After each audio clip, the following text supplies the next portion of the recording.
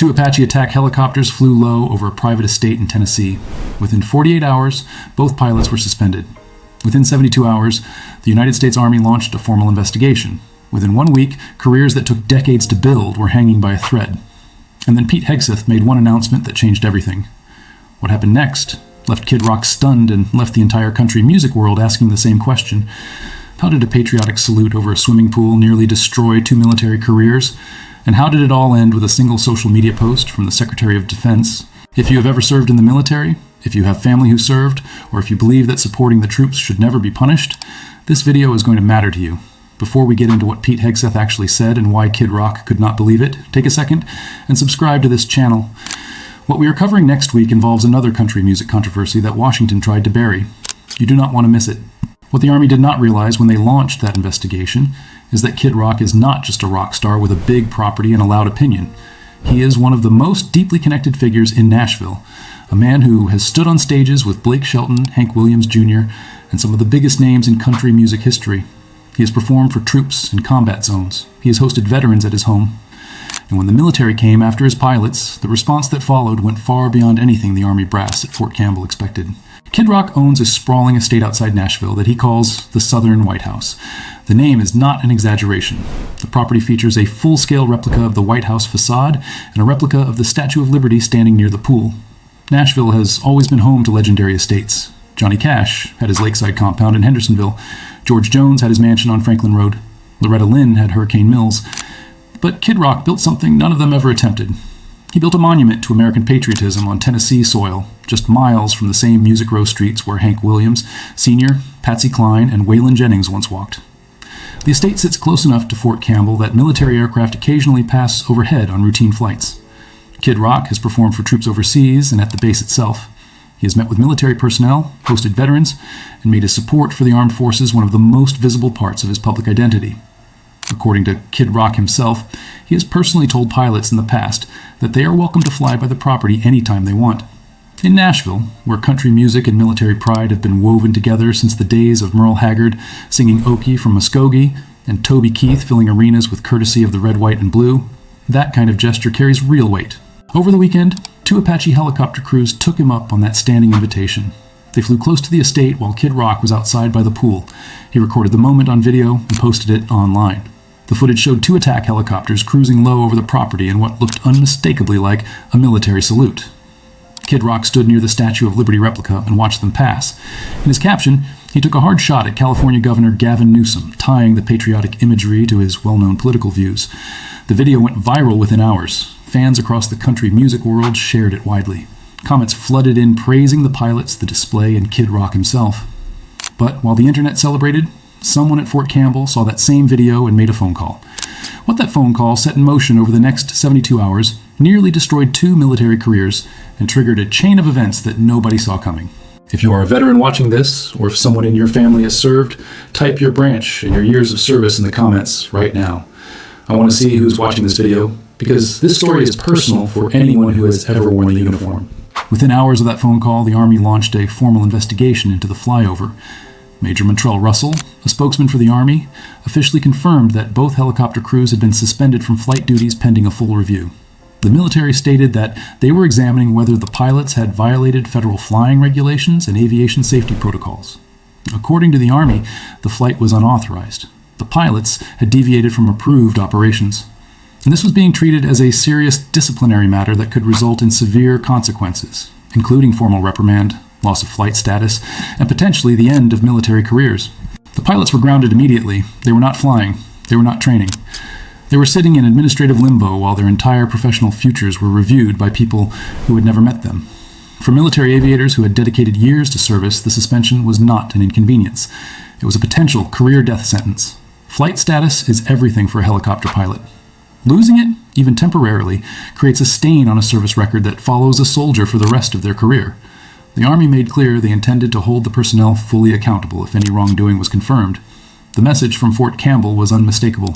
What happened over Kid Rock's estate was not being treated as a harmless patriotic gesture. It was being treated as a violation at the highest levels of military aviation oversight. And at that point, almost nobody who understood how the military disciplinary system works believed those pilots would walk away from this with their careers intact. The system was built to punish exactly this kind of deviation, and the system rarely showed mercy.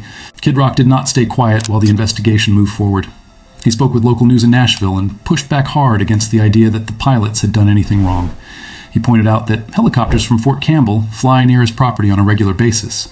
He noted his decades-long history of supporting the troops, performing for them overseas and at the base, and personally inviting pilots to swing by whenever they were in the area. In Nashville, where the Grand Ole Opry has honored veterans since World War II, and where country artists from Toby Keith to Lee Greenwood built entire careers around patriotic pride, Kid Rock's stance resonated deeply with the community.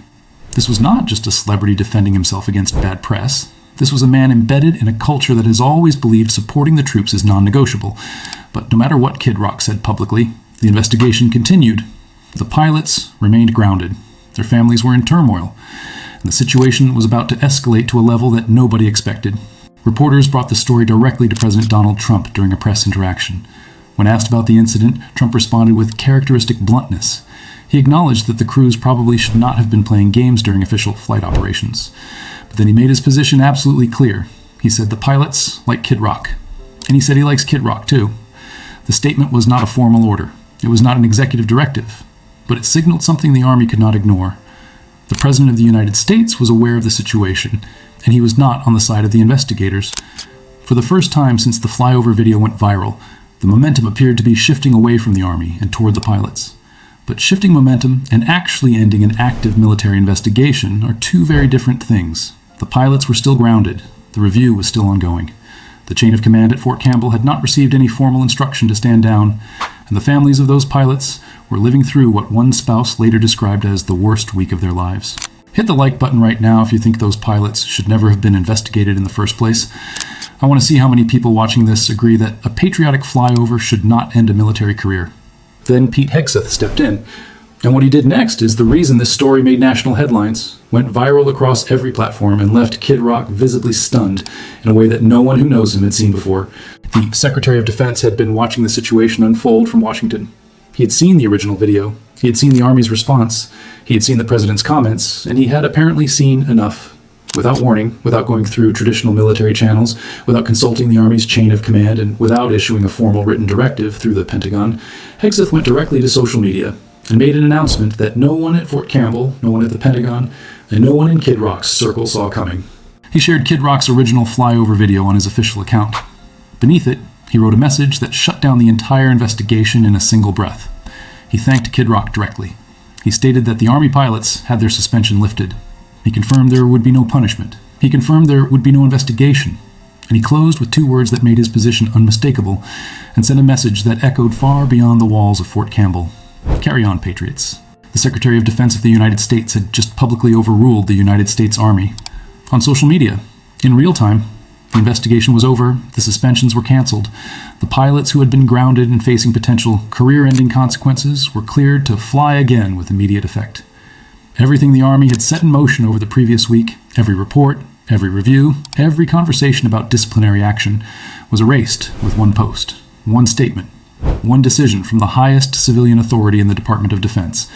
In Nashville, where the country music community had been watching this story with growing frustration, the reaction was immediate and overwhelming.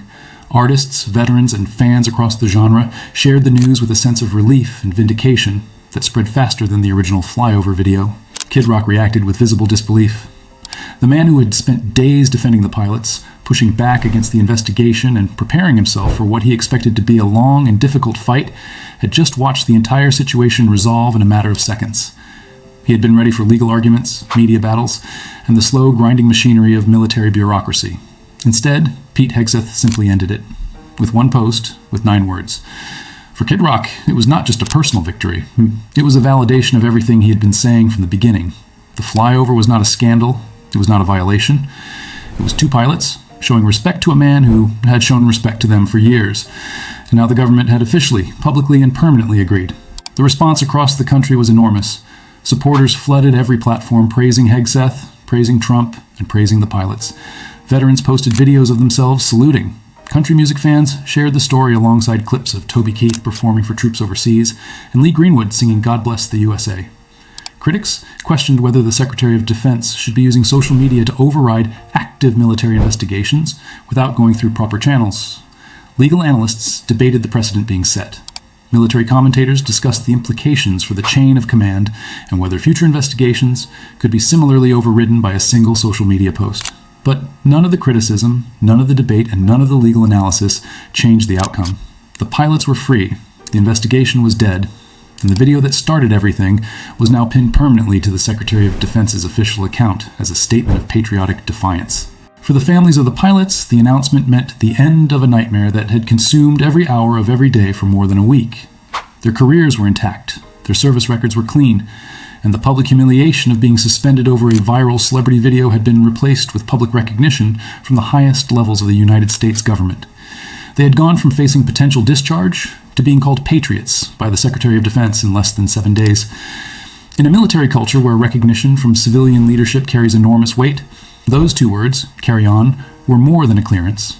They were an honor that those pilots and their families will carry for the rest of their lives. For Kid Rock, the moment carried a weight that went beyond politics, beyond headlines, and beyond anything he had experienced in a career that has spanned 3 decades. He has stood on stages across the world. He has performed alongside some of the biggest names in American music. He has built a career that bridges rock, country, and hip-hop in ways that nobody else has managed. But watching the Secretary of Defense personally intervene to protect 2 pilots who had simply flown over his home, 2 soldiers who had done nothing more than salute a man who had spent years saluting them back, was something he had never experienced.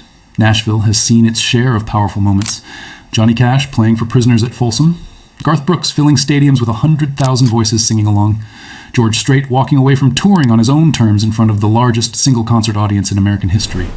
Kid Rock's moment was different in scale, but it carried a similar gravity. It was the kind of moment that reminds people why music, patriotism, and the military have always been connected in this town and in this country. Now I want to hear from you. Do you think Pete Hegseth made the right call? Type yes or no in the comments and tell me why. And if you think those pilots deserve to be punished, I want to hear that too. This channel is a place for real opinions, not just the ones that are easy to agree with. Also tell me where you are watching from. I want to see how many states, how many military bases, and how many small towns this story has reached. Because this is not a Nashville story, this is an American story, and it belongs to all of us. Pete Hegseth made one announcement. 2 pilots got their wings back.